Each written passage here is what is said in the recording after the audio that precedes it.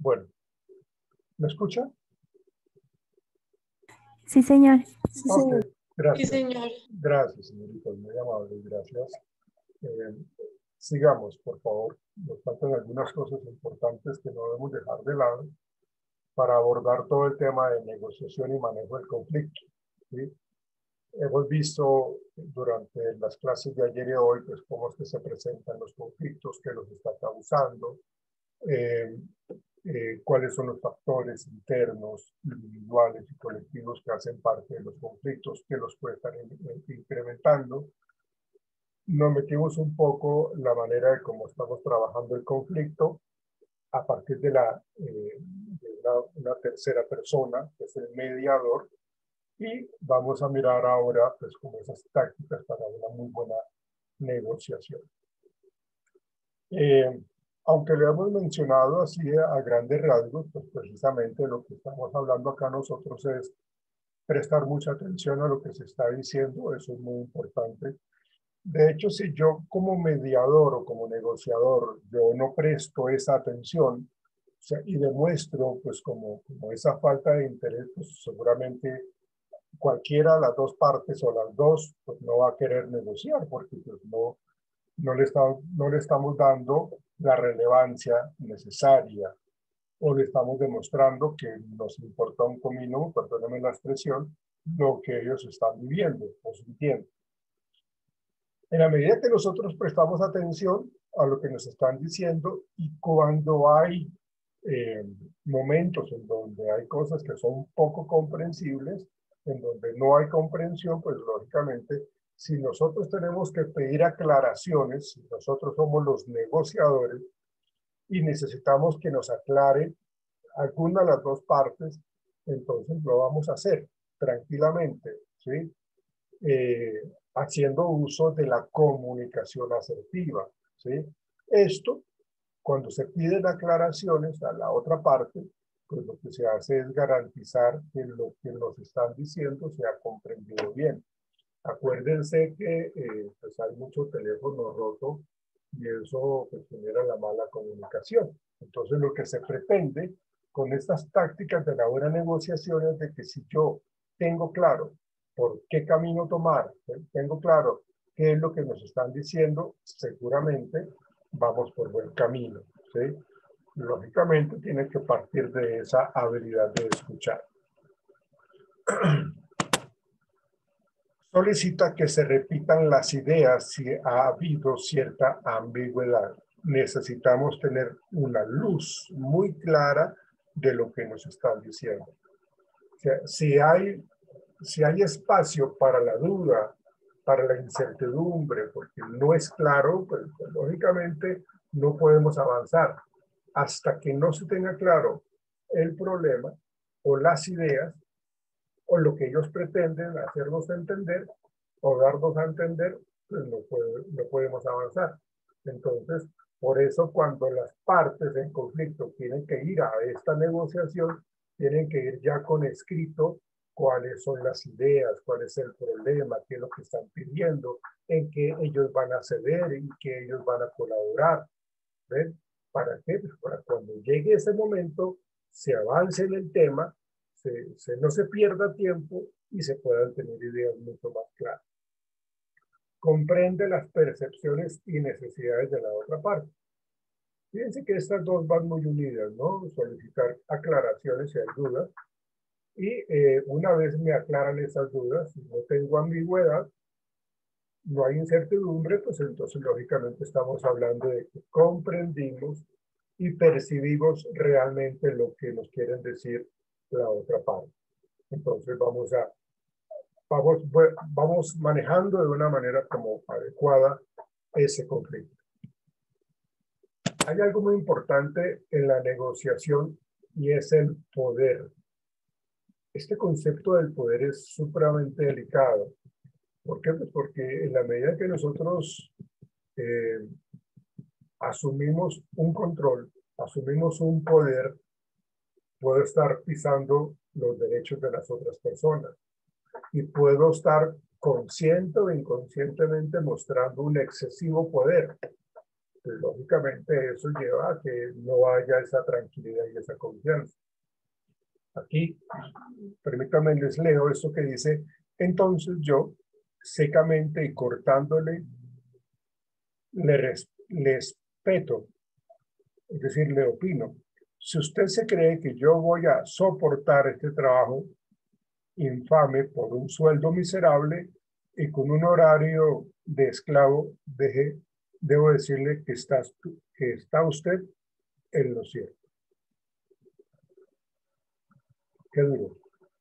Es que yo cuando me pongo, algo así como que si me impongo, ¿no?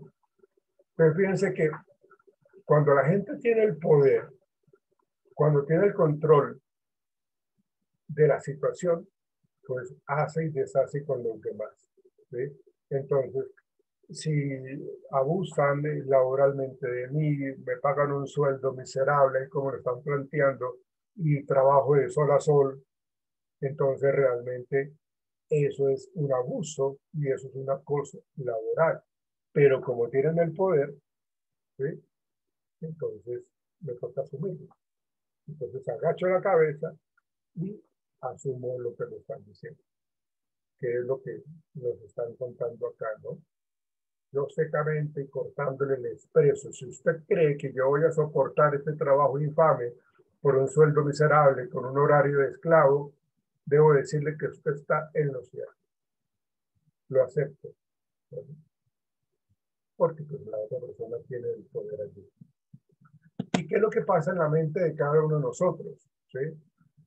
Entonces, acá nosotros tenemos un iceberg, ¿sí?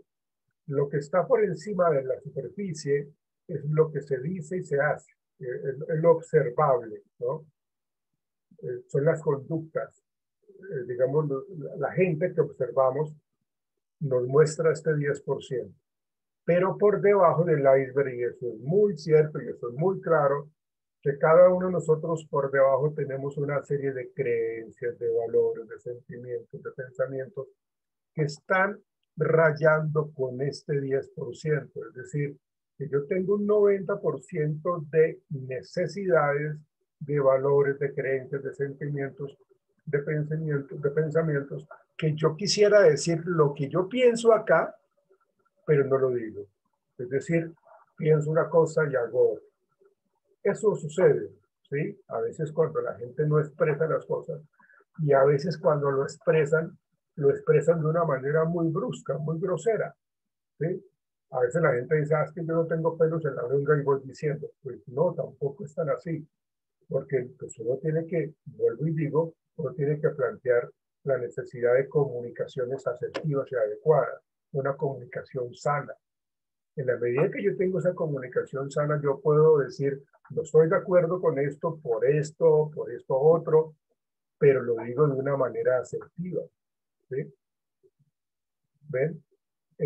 Pero si yo voy diciendo tal cual las cosas como las siento y las pienso, a veces, acuérdense que lo que yo les decía, que el músculo que tenemos nosotros dentro de la boca, la lengua, tiene todo el poder para hacer daño o para sacar adelante algo, ¿sí?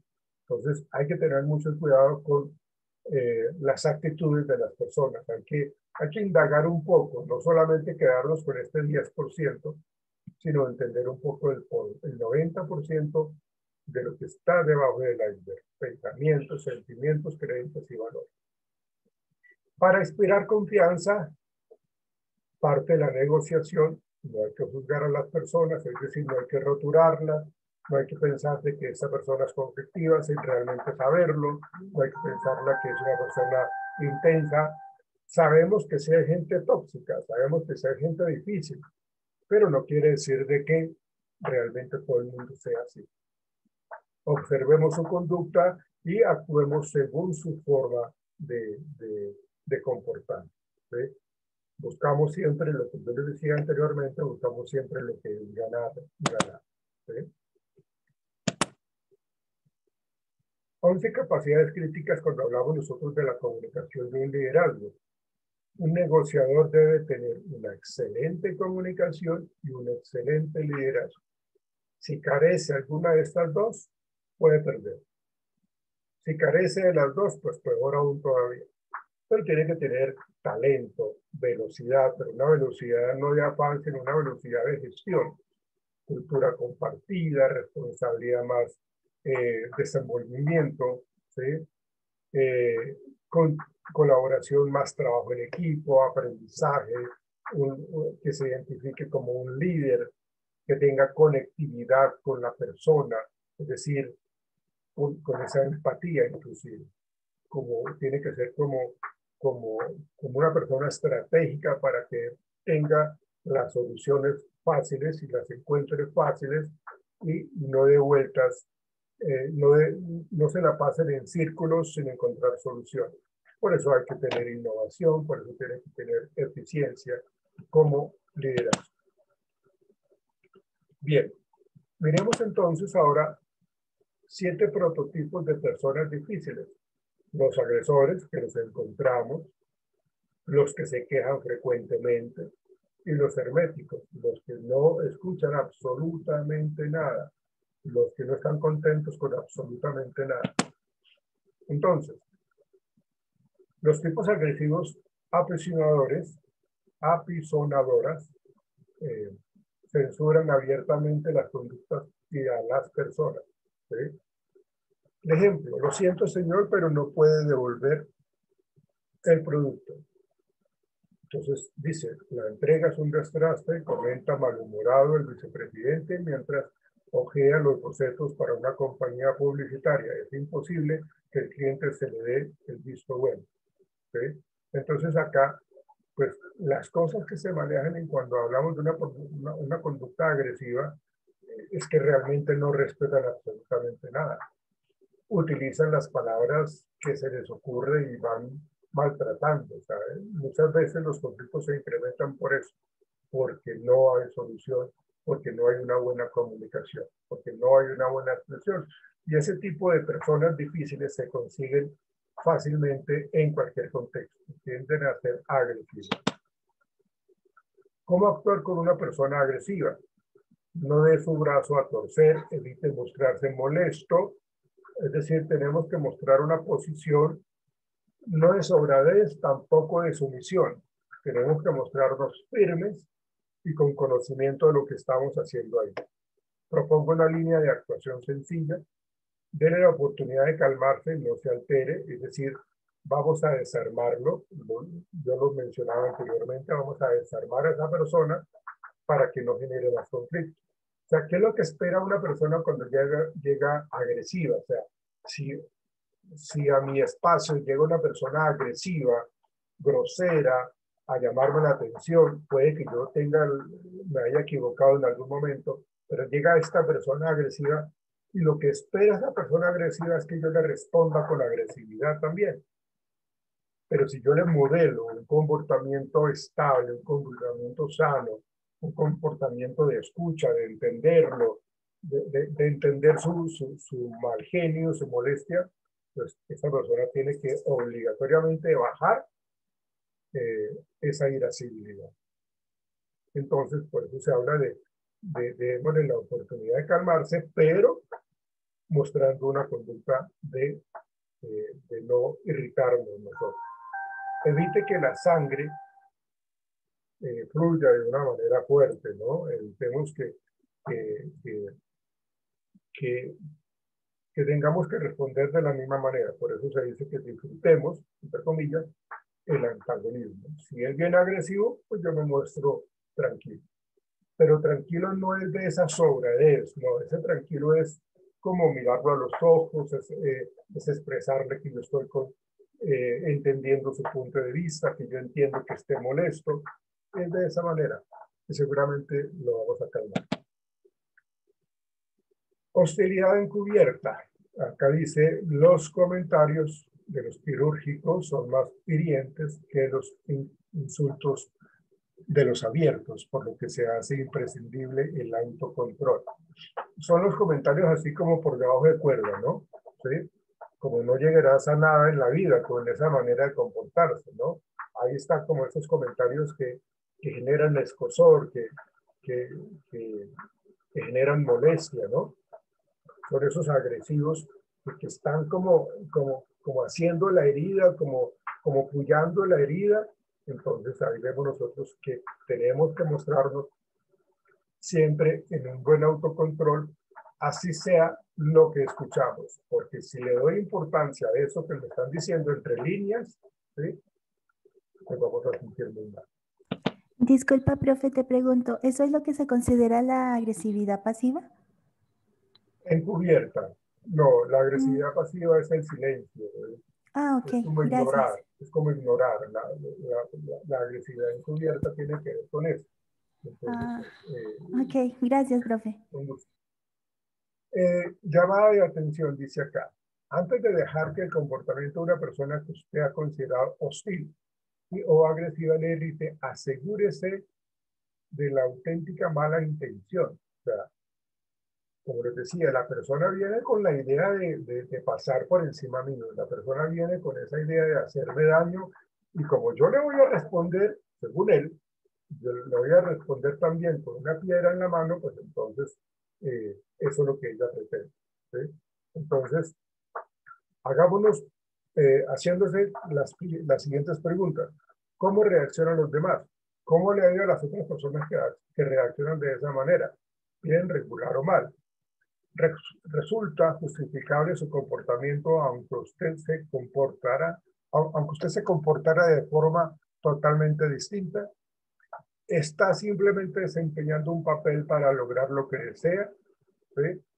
¿Está simplemente aprovechando la ocasión para desahogarse con usted? Entonces, es entender un poco cómo es que llega esta persona a atacarme a mí. Y yo tengo que inmediatamente como manejar el asunto para evitar que se me complique la vida. ¿Sí? Es importante hacer ese tipo de distinciones entre un ataque a su persona y un comportamiento que no tiene que ver con usted directamente, para evitar una reacción hostil difícil de controlar. Entonces no sintamos que la reacción de esta persona de agresividad es contra mí. Puede ser contra el producto, puede ser contra el sistema, puede ser contra el gente, el gerente, el jefe inmediato.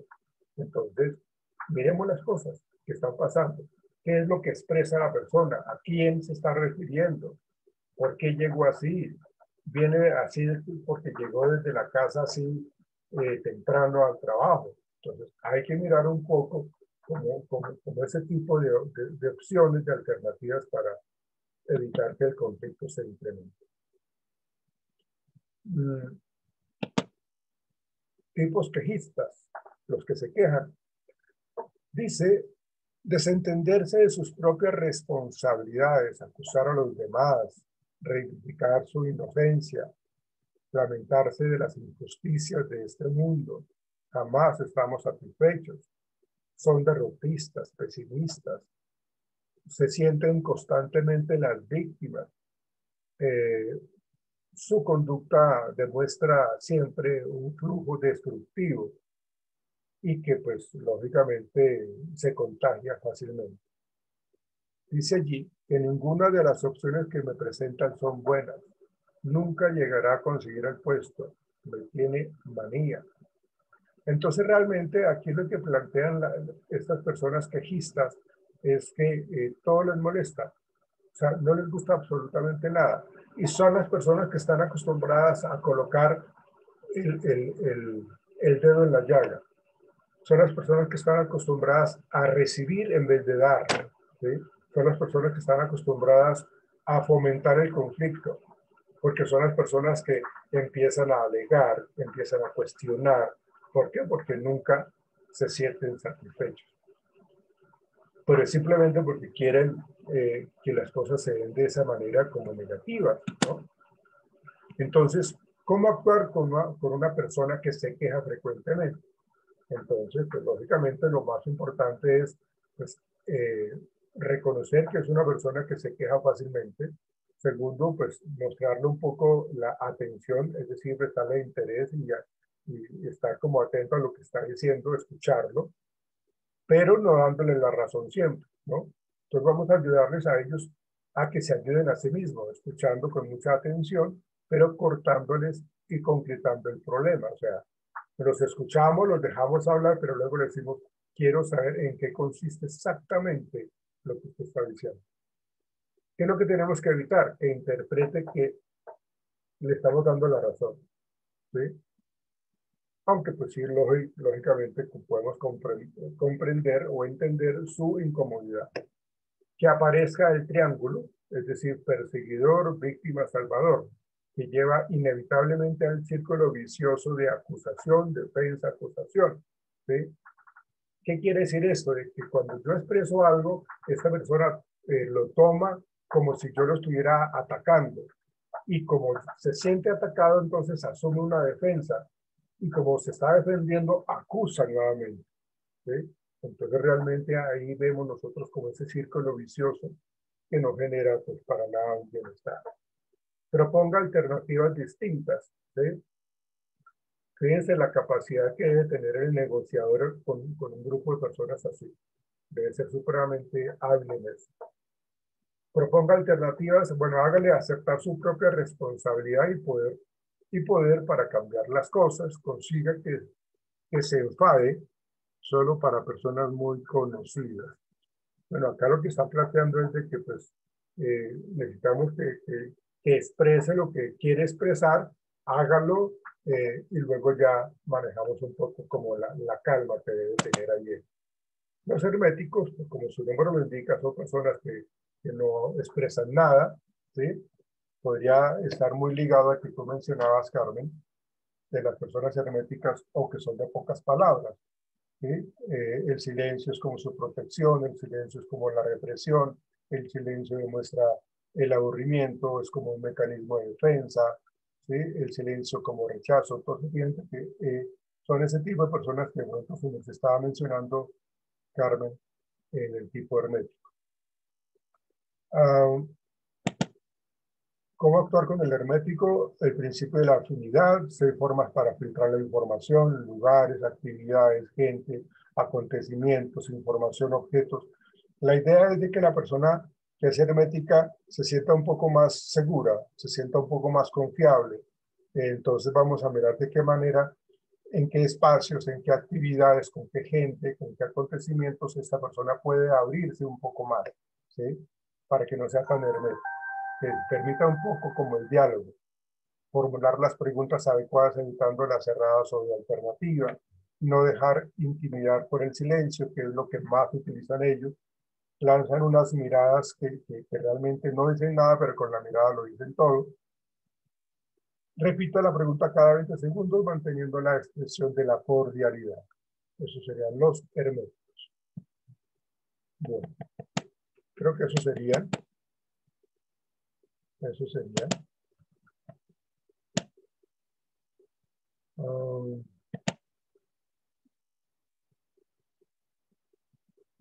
Muchachos, creo que hemos terminado por hoy. Mañana nos vemos. Como les digo, mañana nos vamos a enfocar un poco en el tema de los análisis de cargos, porque pues hay que enfocarnos en eso para poder trabajar los procesos de selección. Bueno, muchachos, un feliz día. Tengan mucho cuidado. Nos veremos mañana, por favor, ¿ok? Muchas gracias, profe. Hasta luego. Muchas gracias, profe. Hasta luego. Nos veremos, chao, muchachos, que estén bien. Un feliz día. Por favor, cuídense.